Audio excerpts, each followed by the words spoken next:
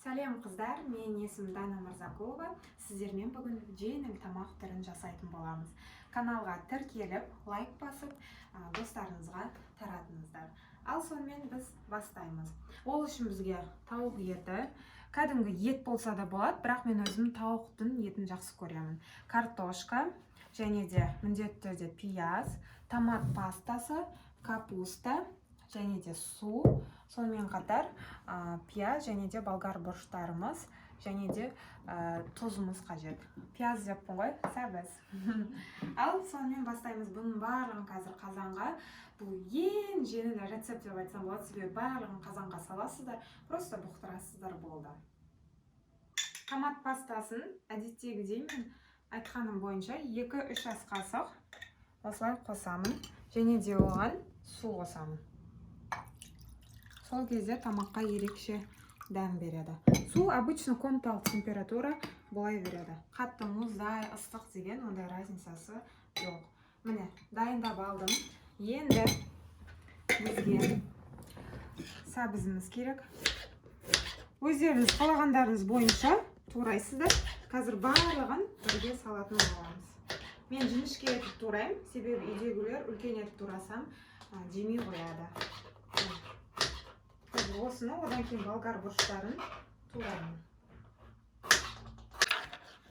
Қыздар, мұнда мен сәбізді, болгар бұрыштарын барлығын турадым. Енді картошканы ортасынан тек қана екіге бөлемін. Картошканы. Міне. Осы кезде майдың астын қазанды қыздырып дайындап қоя беріңіздер. Міне. Барлығын осылай тек ортасынан екіге бөлемін. Ал қыздар, енді сіздерге міне майды қазанға құйдым. Енді оған тауықты саламын. Қазанның астын міндетті түрде жағамыз. Майы тым көп қосқан жоқпын. Енді пияз барлығын бірден саламыз. Жаңа туралған заттардың барлығын осының үстінен бірден саламыз. Бұл тамақты бір жаққа кететін болсаңыздар, жасасаңыздар, уақыттарыңызды кәдімгідей экономдайды. Яғни барлығын бірден саласыздар, хоп етіп дайын болады. Міне, картошканы саламыз. Картошканы екіге бөлдік. Осының барлығын саламыз. Өздеріңізде үйде адам көп болса, бұдан да көбірек қылып жасай бересіздер. Міне, картошканы салып, енді біз томат пастасы және де су қостық. Соны міндетті түрде саламыз.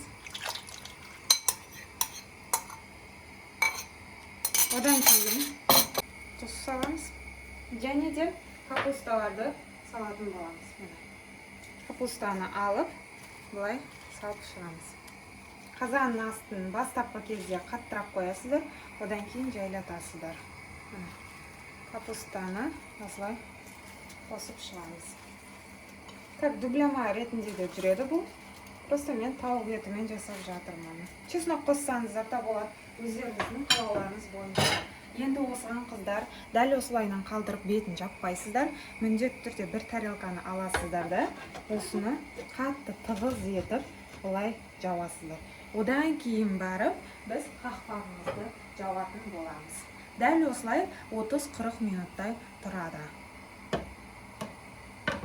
Ал қыздар, міне сіздермен тамағымызды қараңыздар, мен жақындатып, осылайынан қараңыздар. Біз просто қалдырып кеттік, соның өзінде уже иісі күшті шығып жатыр. Тағы да бір 5 минуттай кішкене піссін, содан кейін біз табамызға салатын боламыз. Иісі күшті шығып жатыр. Ал қыздар, біздің ыстық тамағымыз дайын. Енді міне барлығын салып, бетіне укроп дегендерді өздеріңіздің қалауларыңыз бойынша безендірсеңіздер болады. Отбасыларыңызды осындай дәмді тағамдармен қуантып жүре беріңіздер. Бұл ең оңай тамақ деп айтсам болады. Себебі бір жаққа кететін болсаңыз, бала шағаңыз жылап, мазаңыз алатын болса, сіздер қоясыздар да өздеріңіз басқа жұмыстармен жұмыс жасап жүре бересіздер. Сол жағынан артықшылығы өте көп. Әрі дәмі де жақсы шығады. Каналға тіркеліп, лайк басуды ұмытпаңыздар. Баршаңызға сәттілік.